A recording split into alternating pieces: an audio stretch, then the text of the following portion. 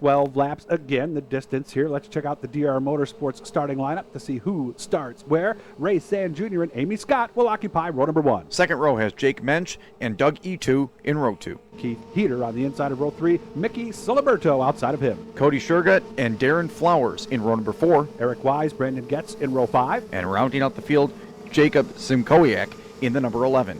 12 laps the distance, green flag comes out. This is the last B main, so this is where the outside row at the end of the field will be made up from the top 3 finishers here. But it's the inside row going forward into turn number 1 and 2. Out in front is Ray Sand, and now the battle for the final transfer spot. Doug E2 in the 01 drives around Jake Mensch in the 44X and now works on the other 44 of Amy Scott. Amy Scott in the number 2 spot right now, but she is getting pressured as they come out of turn 4. Might have been some contact there. Yeah, Doug E2 really laying onto the back end of Amy Scott's 44, falls in line, and now here comes Jake Mensch, going to try to battle back for that third and final transfer position. And that is the battle right there to watch, so you can see he's trying to get to the inside. There's the move in turn 3. Mensch, though, just doesn't have the momentum, and that opens up the door for Darren Flowers. They're 3 wide down the front stretch. Flowers looks to the inside of Mensch, couldn't get it done. Now Mensch has other ideas on Doug E2. And you can see Mensch hit the brakes early, that trying to set himself up for a run coming out of the corner. And here they go into turn 3. This is the battle for 4th position. And the Mensch breaks the left rear. Wow. And he is out of shape and out of a transfer position and out of the race as he will draw the yellow flag. The left rear just snapped going into turn number 3. He's lucky he kept that out of the wall, but you can see right there the damage that has been done. Yeah, that's pretty serious damage, and he was right there basically trying for a qualifying spot. So while they take care of his car, let's head back to the pits and find out more with our Greg Byrosh. Well, earlier on, we talked about some of the similarities between the modified midgets and the full-size sprint car. One of those, the torsion bar. We have one right here. This is your main component for especially the rear suspension on these cars. Most of these cars have the torsion bars in the rear. This is basically the spring that holds up the back of the car. The thickness of this bar is going to determine the rate. The other thing that determines the rate will be the length of this arm down here that connects the torsion bar to the rear axle. You can see that's how you get the spring action. That arm moves. The length of that arm is going to change the leverage that the bar has to work against the axle on the car. So the way that this torsion bar and the ones on all the other corners of this car, the way they act on each of the 4 tires, that'll determine a lot about the handling characteristics. And as the night goes on, each and every driver here in the pit area will be looking for what they need to do with these torsion bars to keep the car hooked up all night long. Now in Jim Radney's case, not only can he change the bars, he's got an adjustment inside the cockpit that he can dial in as the race goes on while he's driving. So pretty cool advantage that they've got here on the 95.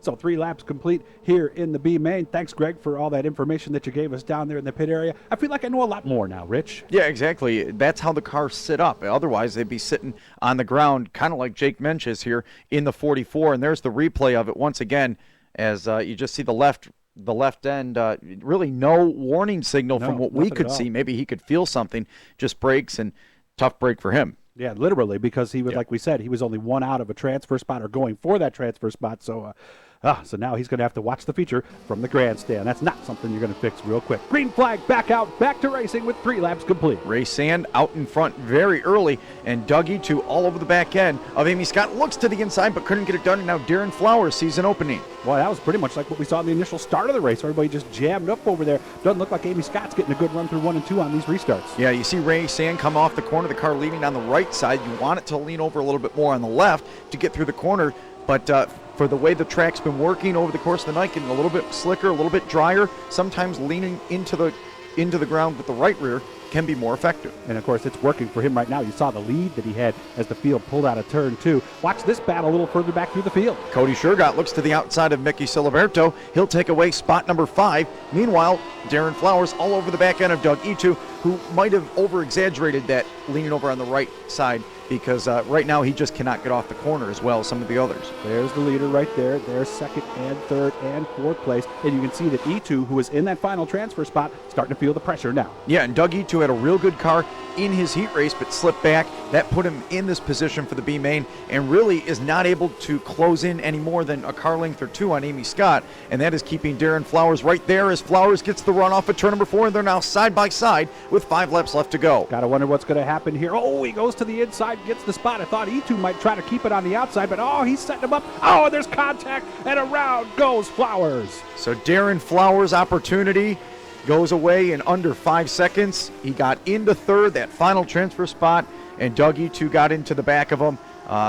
Tough break for Flowers, and I would imagine that Doug E2 is going to feel the wrath on that one as well. And you can see what he was trying to do. He was all right, I'm going to let you go. Let's watch it right here. You can see he lets him go, and he's trying to get him right back, almost like retaliating from a slide job. Looked like the car just pushed up on him a little bit. Yeah, and that's the funny thing with E2. We saw him a few laps earlier as well in that same shot. Come off the corner, the car's leaning over to the right. He doesn't want to turn it real hard and either spin it out or lose momentum. He's trying to let the car float up, and unfortunately caught the rear bumper of Darren Flowers. Now, did they put him in the back on this one? I'm trying to tell right now. Did they get him there? Well, I believe they are going to, and that is the case right now, hearing over the radio that the 01 is being signaled to the back of the pack as he is dropping out of line.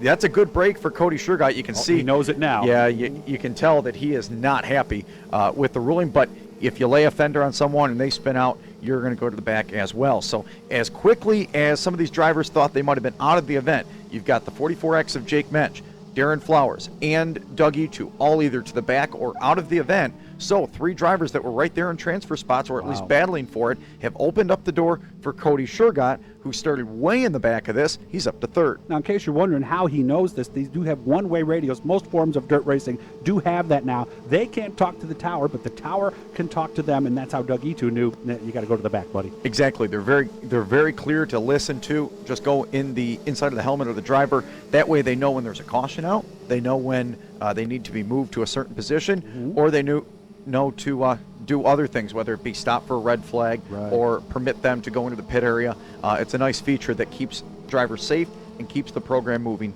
very quickly. And the other thing, too, is like with Doug E2, we don't know the intent of whether he tried to do that or anything like that, but what we do know is the car went around because of the contact he had, so therefore you go to the rear. It's just that simple. That's what it comes down to. It's not, like you said, it's not about intent, it's about did the action take place.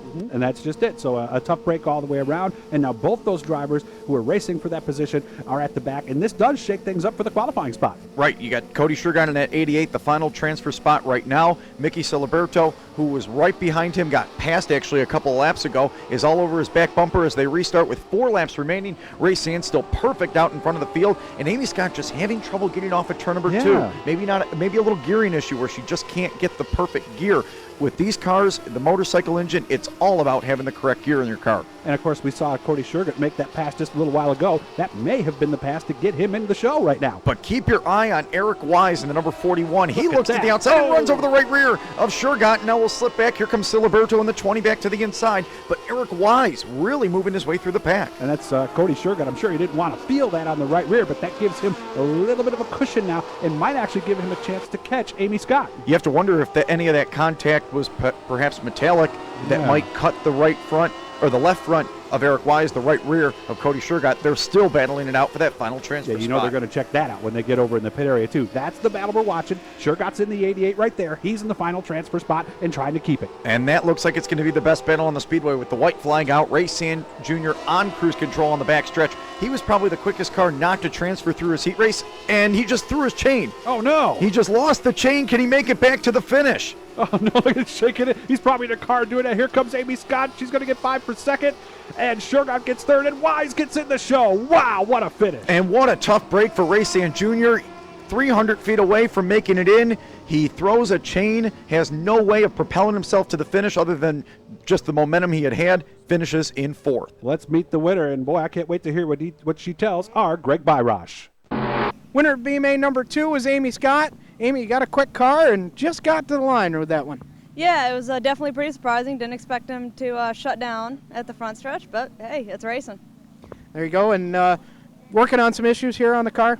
Yeah, just a little bit. We had some chain slapping, but car handle's great, motor's good to go. Well, there you have it. Keep an eye on the 44 coming from the back here tonight. What a finish to our qualifying event. We still have the 25-lap A main to come, so don't go anywhere. You're watching the Empire State Modified Midget Invitational right here on